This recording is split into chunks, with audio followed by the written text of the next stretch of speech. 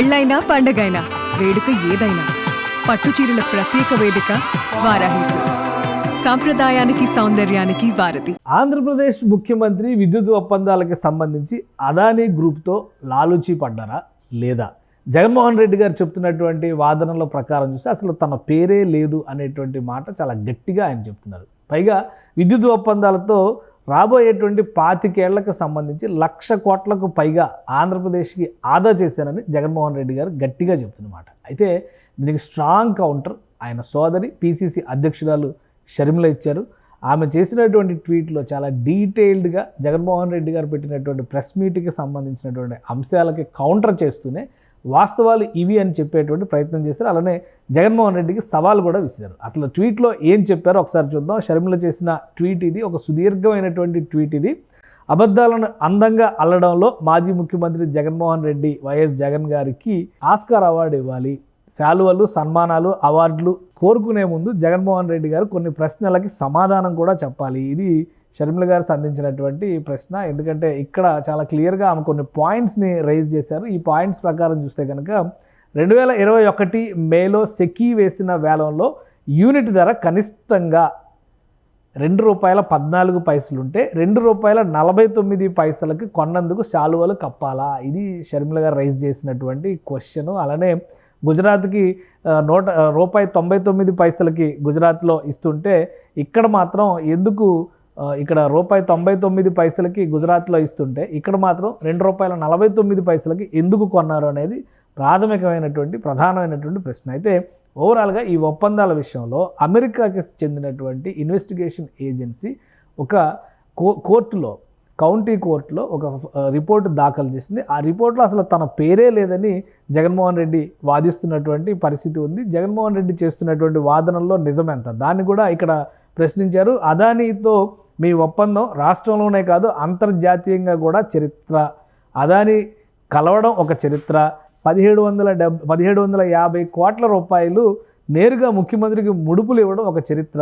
ఎవడూ కొనేందుకు ముందుకు రాని విద్యుత్ని బంపర్ ఆఫర్గా ప్రకటించుకోవడం ఒక చరిత్ర. అంటే ఇవన్నీ కూడా ఆమె సెటైర్గా జగన్మోహన్ రెడ్డి గారి మీద చేసినటువంటి వ్యంగ్యాస్త్రాలుగా మనం చూడాల్సి ఉంటుంది. అలానే అమెరికా దర్యాప్తు సంస్థలు ఇచ్చిన రిపోర్ట్లో నా పేరు ఎక్కడుందని బుకాయించారు. ఈ పాయింట్ కూడా ప్రత్యేకంగా మెన్షన్ చేశారు షర్మిల గారు. ఎందుకంటే ఇదే మాటని పదే జగన్మోహన్ రెడ్డి ప్రస్తావిస్తూ వచ్చారు. అసలు తన పేరే లేదు, ఇదంతా కూడా తప్పుడు ప్రచారానికి సంబంధించినటువంటి అంశం అనేటువంటి వాదన ఆయన తీసుకొచ్చారు. అయితే దానికి సంబంధించినటువంటి ప్రశ్నలు కూడా జగన్మోహన్ రెడ్డి గారికి సంధించే ప్రయత్నం షర్మిల చేశారు. ఆంధ్రప్రదేశ్ చీఫ్ మినిస్టర్ అంటే ఆనాడు మీరు కారా? ఆ కుర్చీలో మీరు కాకుండా నడిపించే వాళ్ళు ఇంకా వేరే వాళ్ళు ఎవరైనా కూర్చున్నారా అనేటువంటి ప్రశ్నని సంధించారు. ఇది 1750 కోట్ల రూపాయలకు సంబంధించి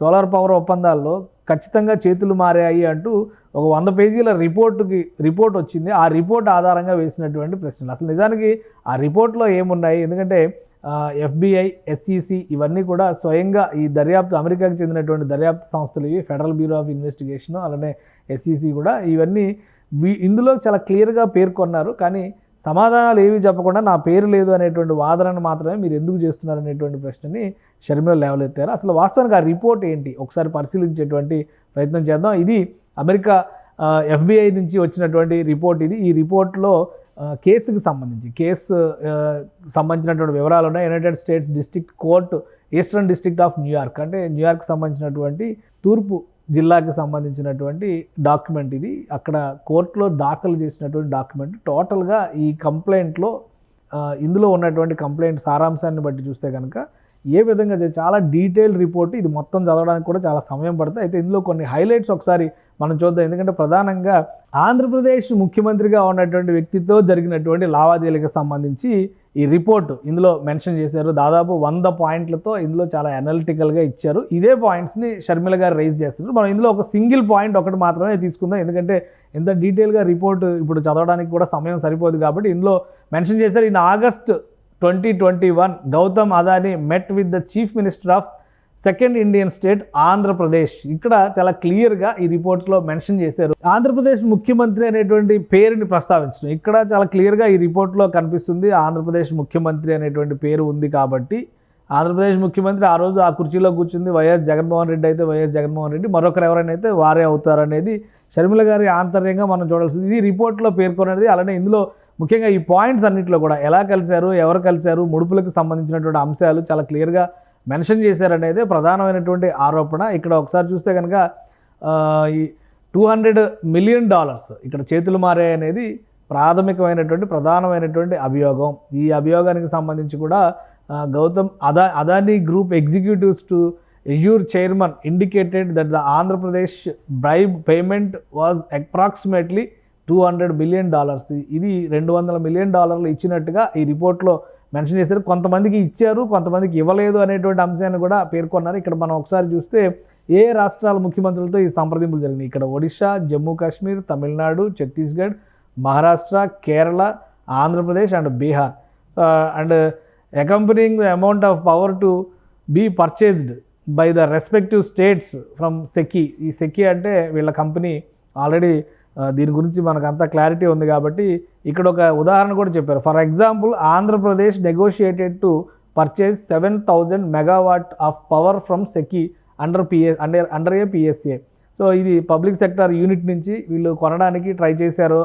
దానికి సంబంధించినటువంటి బదలాయింపులు, నిధులు, బ్రైబరీ అందిన తర్వాతే ఏ విధంగా ఇది ఒక బ్రైబ్ స్కీమ్గా కోట్ చేస్తూ మెన్షన్ చేశారు ఈ నివేదికలో. సో మొత్తం ఇందులో ఒక 100 పాయింట్లకు సంబంధించినటువంటి సారాంశం, 100 పాయింట్లకు సంబంధించినటువంటి అంశాలతో కూడినటువంటి డేటా ఇందులో ఉంది.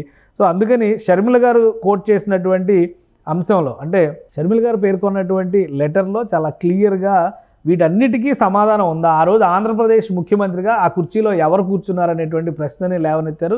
25 ఏళ్ళు రాష్ట్రాన్ని తాకట్టు పెట్టినప్పుడే మీకెంత ముట్టాయో అర్థమవుతుంది. గంగవరం పోర్టుని అడ్డికి పావుసేరు లెక్కన 640 కోట్లకే అమ్మినప్పుడే మీ ముడుపుల బంధం ఏ పాటితో తెలిసిపోయింది. రాష్ట్రాన్ని బ్లాంక్ చెక్ల అదానికి కట్టబెట్టినప్పుడే మీ వాటాల సంగతి తేలిపోయింది. ఇది చాలా సివియర్ ఎలిగేషన్స్ చేశారు ప్రధాన ప్రతిపక్షంగా ఉన్నటువంటి వైసీపీ. అయితే అధికార పక్షంలో ఉన్నటువంటి నేతల కంటే కూడా ఘాటు వ్యాఖ్యలు షర్మిలే చేశారు. ఈ వ్యాఖ్యల పరంగా చూస్తే ఆమె చివరిలో ఒక సవాల్ కూడా విసిరారు. నిజంగా అదానీతో చేసుకున్న ఒప్పందంలో అవినీతి లేకుంటే, అదానీతో రహస్య ఒప్పందాలు జరగకుంటే, అమెరికా దర్యాప్తు సంస్థలు మీ మీద తప్పుడు ఆరోపణలు చేసి ఉంటే, మీరు అదానీ వల్ల ఆర్థికంగా లబ్ధి పొందలేదు అని బైబిల్ మీద ప్రమాణం చేయండి. దమ్ముంటే జగన్మోహన్ రెడ్డి గారు ఈ సవాల్ని స్వీకరించాలి. ఇది షర్మిల చేసినటువంటి ట్వీట్ సారాంశం. మొత్తం మీద జగన్మోహన్ రెడ్డి తీసుకున్నటువంటి నిర్ణయాల్లో లోపభూయిష్టమైనటువంటి నిర్ణయాలు, అవినీతికి పాల్పడేటువంటి అవకాశం పుష్కలంగా ఉంది కాబట్టే ఈ ఒప్పందాలన్నీ కూడా, అదానీతో చేసుకున్న ఒప్పందాలన్నీ కూడా చీకటి ఒప్పందాలంటూ షర్మిల ఆరోపిస్తున్నారు. ఇక డేటా ప్రకారం చూస్తే కూడా చీఫ్ మినిస్టర్ ఆఫ్ ఆంధ్రప్రదేశ్ అంటే జగన్మోహన్ రెడ్డి కాక ఇంకెవరు అనే ప్రశ్నకి మళ్ళీ జగన్మోహన్ రెడ్డి గారే సమాధానం చెప్పాలి అంటూ ఆమె ఒక సవాల్ విసిరారు. ఫైనల్గా దీనిపైన రియాక్ట్ అవుతారా లేదా జగన్మోహన్ రెడ్డి అనేది వేచి చూడాలి. సుమన్ టీవీలో మీ పర్సనల్ అండ్ బిజినెస్ ప్రమోషన్స్ కోసం కింది నెంబర్కి కాంటాక్ట్ చేయండి.